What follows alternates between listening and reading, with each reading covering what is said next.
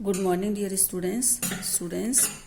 आज मैं आपको आपकी स्पर्श के चैप्टर 5 कर चले हम फिदा कविता के सेकंड स्टैंजा को समझाने जा रही हूँ, जिसके कवि हैं कैफी आजमी। बच्चों, पहले स्टैंजा में मैंने आपको समझाया था कि 1962 में भारत और चीन के बीच में जो युद्ध हुआ था, उस युद्ध को फिल्माया गया था और फिल्म बनी थी हकीकत। उस फिल्म के का गाना है ये कर चले हम फिदा। तो उसी के हम सेकंड स्टैंजा को आज आपको समझाने जा रहे हैं।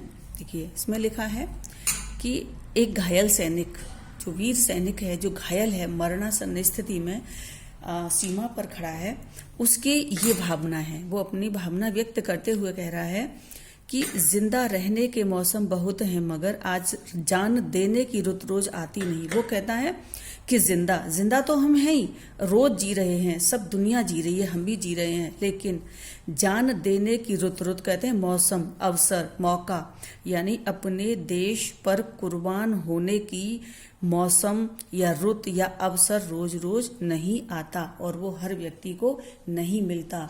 तो आज उसे अपने देश पर कुर्बान होने का मौका मिला है। तब वो बताता है और कहता है कि हुस्न और इश्क दोनों रुस्वा करे, वो जवानी जो खून में नहाती नहीं।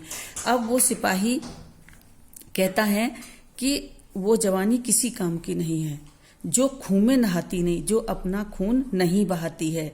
जो जवानी अपना खून नहीं बहाती है, किसके लिए? अपने देश की रक्षा में यदि वो शहीद नहीं होती है, अच्छे काम के लिए यदि वो मरता नहीं है, तो वो जवानी किसी भी काम की नहीं है। जो हुस्न और इश्क दोनों को रुस्वा करे, उसके सामने हुस्न यानी सुंदरता, इश्क माने प्यार।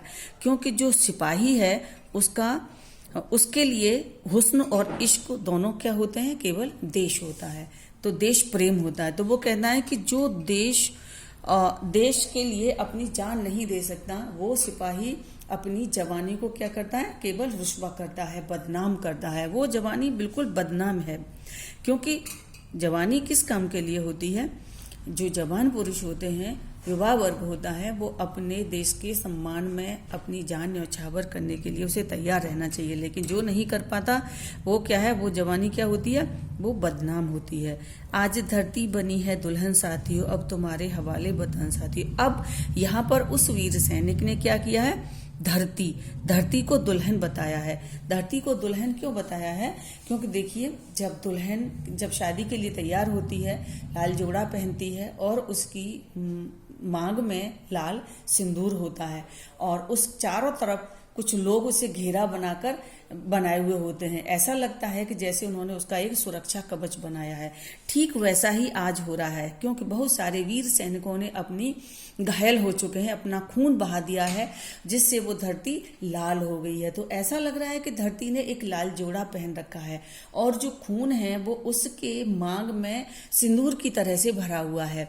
तो उनको लग रहा है, और सारे जो सैनिक हैं, जो वीर पुरुष हैं, सिपाही हैं, वो उसका एक सुरक्षा कवच बनाए हुए हैं, उसे घेरे हुए हैं, ताकि जो दुश्मन हैं, जो विदेशी हैं, हमारे देश की सीमा में प्रवेश न कर सकें। तो सेम जैसे दुल्हन के साथ में होता है, जैसे दुल्हन सजती है, उसका सुरक्षा घेरा होता है, उसी तरह से आज धरती भी लाल हुई है उनके खून से, और उसमें एक सुरक्षा के घेरे में है। इसीलिए यहाँ पर कैफी जी ने दुल्हन, इस धरती माँ की तुलना दुल्हन से की है। तो अवीर सिपाही कह रहा है कि अब तुम्हारे हवाले वतन साथियों, कि अब हम तो विदा हो रहे हैं, अब हम तो मरने वाले हैं, मरकर जा रहे हैं, कुर्बान हो रहे हैं। अब ये जो धरती है, अब ये तुम्हारे हवाले है। ये जो देश है, हम तुम्हारे हवाले करके जा रहे हैं, इसकी सुरक्षा करना तुम्हारा दायित्व है।